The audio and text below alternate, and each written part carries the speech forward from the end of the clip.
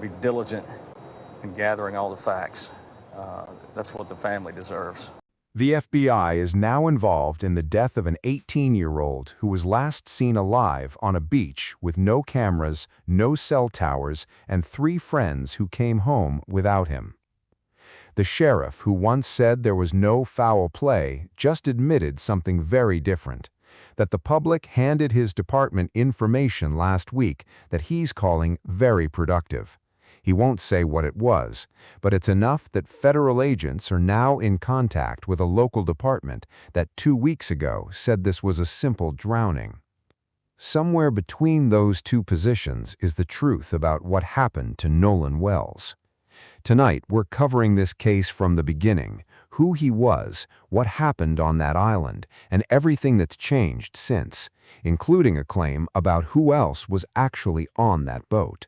Christine Wansley remembers the evening of July 3rd in detail most parents wouldn't think to hold on to until they need to. Her son cooked dinner that night, baking salmon in their kitchen, the night before he left for the holiday weekend. She says he told her he loved her, a hug, a kiss, and then he was gone. She didn't know it would be the last ordinary moment she'd ever share with him. Nolan Xavier Wells grew up in Ocean Springs, Mississippi, a coastal community of roughly 19,000 people. He graduated from Ocean Springs High School, where he played multiple sports and built a reputation as a wide receiver with real talent. His high school coach, Jake Bramlett, later said Wells was exactly the kind of son, teammate, friend, and student every program hopes to have. Another coach, Tracy Lampley, remembered him as a happy-go-lucky kid with a big smile everybody adored. After graduating, Wells enrolled at Southwest Mississippi Community College, still playing wide receiver, preparing to return for the coming season. He would have turned 19 the following month.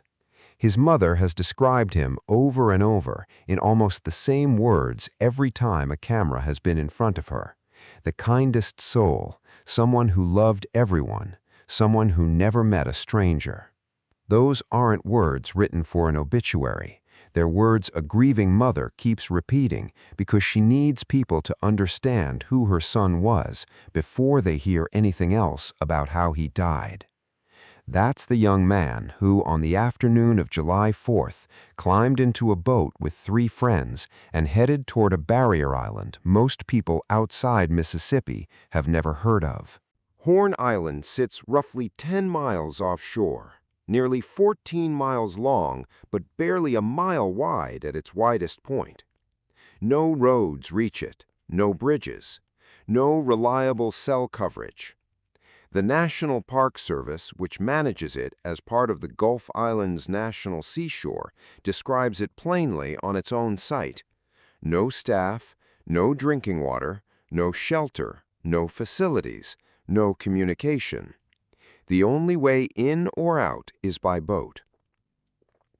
Brian Trasher, a volunteer with the United Cajun Navy who later joined the search for Wells, has described the island's northwestern tip as especially popular calm water, open sand. He's also described how deceptive that calm can be. In some spots, he said, you can go from standing in 3 feet of water to 20 feet within a few steps, the sandbar dropping away without warning. That was the beach where Nolan spent his final confirmed hours. According to Sheriff Ledbetter, Wells traveled with his friends from a private dock near Ocean Springs and spent the day on that northwest tip. He was last seen there around 3 p.m., wearing blue swim trunks and sunglasses. Sometime after, his friends got back in the boat and returned to the mainland. Nolan didn't go with them. Ledbetter has said that based on conversations with the people who were there, it seemed Nolan chose to stay behind, expecting to catch a ride back later with someone else. One detail adds human context to that decision. Josh Gill, commander of the United Cajun Navy, has said his understanding was that Wells wanted to stay and keep talking with a young woman he'd met on the island that day. An ordinary, almost sweet reason for a teenager to linger a little longer on a beach. The kind of decision thousands of 18-year-olds make every summer without a second thought. Except this time, no one came back for him. Christine reported her son missing at midnight, once it became unmistakably clear he wasn't coming home. A mother spending the evening of a national holiday watching the clock, then the phone, then the door, before finally accepting that something was wrong enough to call it in. What followed pulled in more resources than most missing person cases ever require. The National Park Service, the Mississippi Department of Marine Resources, the U.S. Coast Guard, local deputies, and volunteer teams including the Eugean Navy, combing miles of open water and shoreline around an island with no roads and no easy way to search it quickly. For 2 days, nothing. Then, on Monday, a National Park Service ranger found a body at the northwestern tip of Horn Island, the same stretch of beach where Nolan was last seen alive. Jackson County Coroner Bruce Lind confirmed dental records identified the body as Nolan Wells. An autopsy was performed the next day by the Mississippi State Medical Examiner's Office. Ledbetter has said investigators suspect drowning and, at the time, said there was no evidence a crime occurred. But he also said the investigation remained active, and his department made a specific request. Come forward if you witnessed or heard any argument or unusual activity on Horn Island that day, and share any original, unedited photos or video from the northwest tip of Horn Island. That request told you something on its own. It meant investigators believed there was more to learn than a simple accident narrative accounts for. In the days after their son's body was found, Christine and Elmore started noticing things that didn't add up. The first was the keys. Wells's family says his phone and car keys ended up with one of the friends who came back from the island without him. Elmore has described going to that young man's home to retrieve them, being told at first they couldn't be found until someone else in the room said she'd seen them the day before. The keys appeared shortly after that. Elmore has said that's the moment he stopped trusting anything else he was told about that day. The phone raised its own question. The family says they located it themselves using a location tracking app, rather than being told where it was. Ben Crump has asked the question that's echoed through this case since. What teenager leaves his phone behind if he actually plans to spend the night on a remote island? Then there's Wells's Snapchat. His family says he posted there constantly, the way most teenagers do. But they say his account went silent for roughly 24 hours after he was last seen, and that a location tied to the account didn't match where his phone eventually turned up.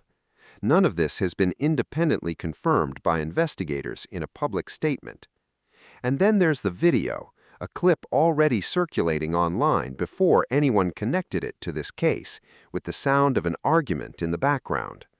Crump and Reverend Al Sharpton have described it as appearing to show a group on the beach with what looked like a disagreement among a few people. We want to be exact here.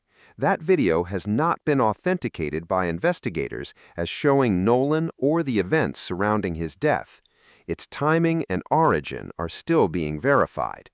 Unverified clips from this exact case have already led to innocent people being wrongly identified online. We're not adding to that by guessing at what it shows. One more thread may be the most consequential. Crump has said a young woman who was on the island that day told investigators Wells was already heading back toward the boat when his friends left. But Crump says the friends have given a different account, saying he chose to stay behind specifically to keep talking to her. Two versions of the same few minutes. One of them isn't accurate. Investigators, Crump says, need to determine which. By July 8th, the Wansleys had had enough of waiting quietly. They retained Ben Crump and senior attorney Liza Park to run an independent review alongside the official investigation. 2 days later, Christine and Elmore boarded a flight to New York and stood at a podium in Harlem alongside Crump and Sharpton in front of national cameras. That's where the case's racial dimension entered the public conversation directly. Crump and Sharpton noted the 3 friends with Wells that day are white, and Wells was black.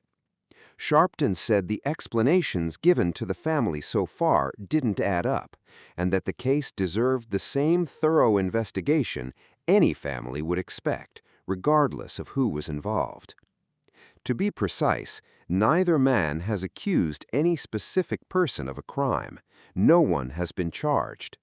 What they've asked, publicly and repeatedly, is that the questions around the phone, the keys, the video, and the conflicting accounts be answered in the open. A GoFundMe for the Wansleys had raised more than $220,000 by the day of that press conference. Liza Park closed part of it with a plea aimed at anyone who was on Horn Island that day. You don't need to know exactly what your information means. If you saw something, say something. Since then, a former judge has gone further than anyone. Carlos Moore spent over 6 years as a municipal court judge in Mississippi, signing warrants, presiding over hearings, nearly a quarter-century in the legal field.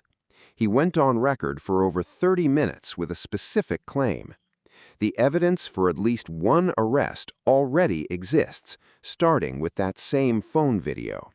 A voice, widely believed to be Nolan's, saying, "Give me my freaking phone. What are you freaking doing?"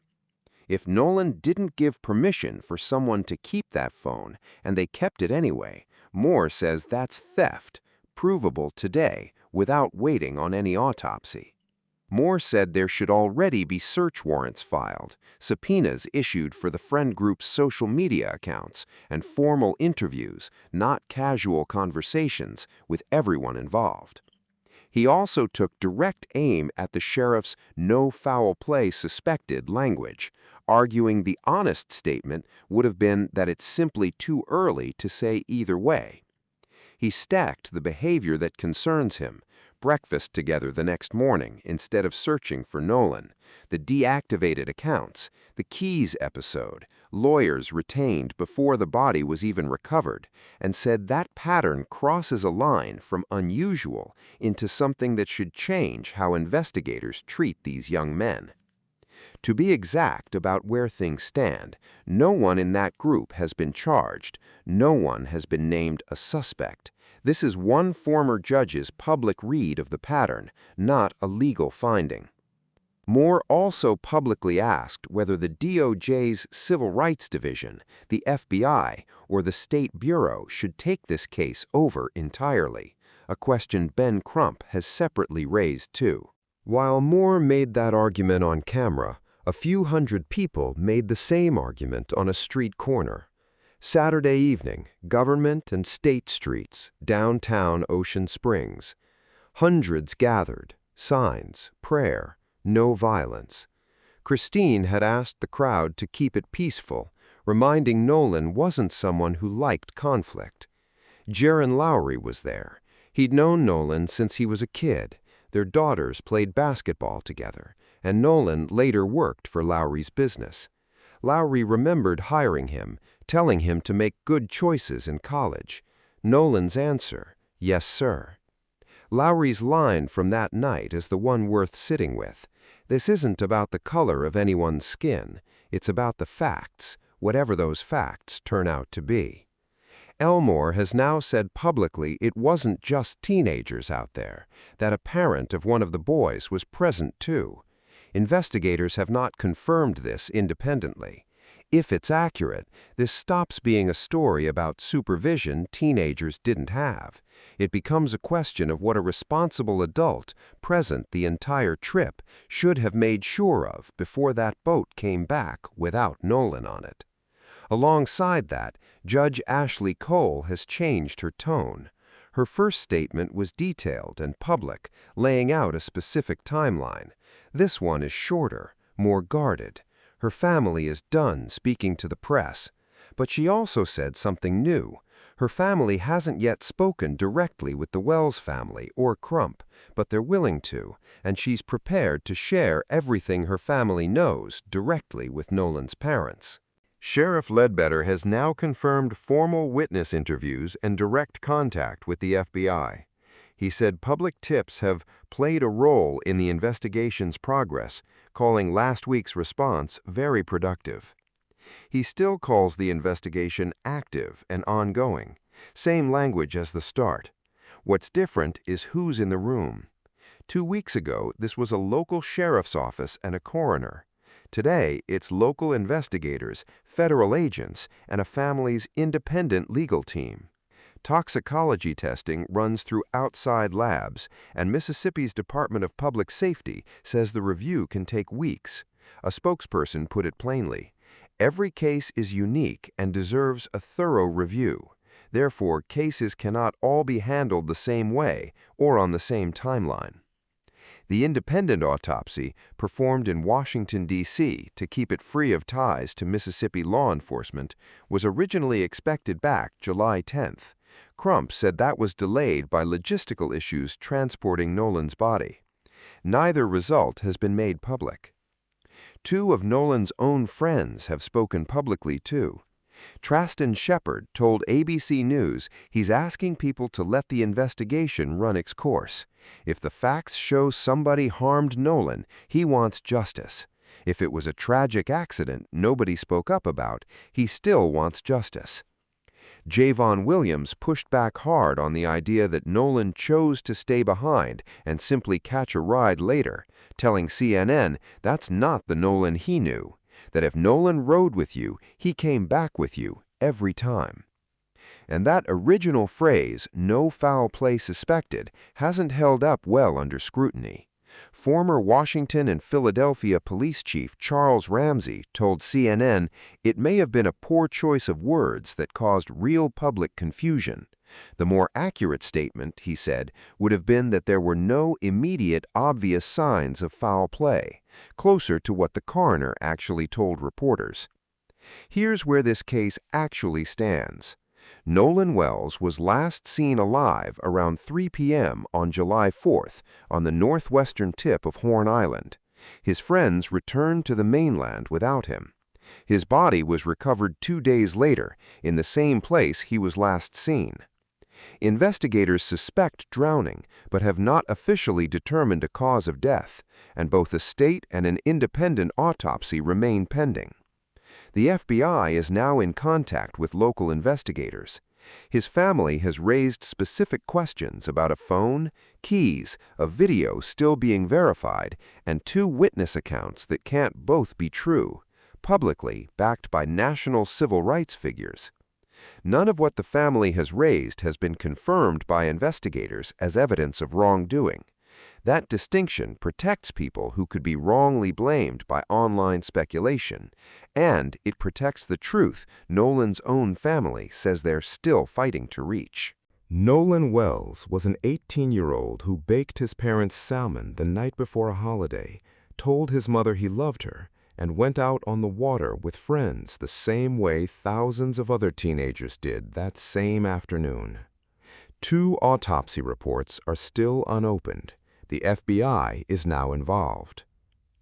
Nolan's funeral is set for July 20th at the Mississippi Coast Convention Center in Biloxi, a room for 1,200 to 1,500 people.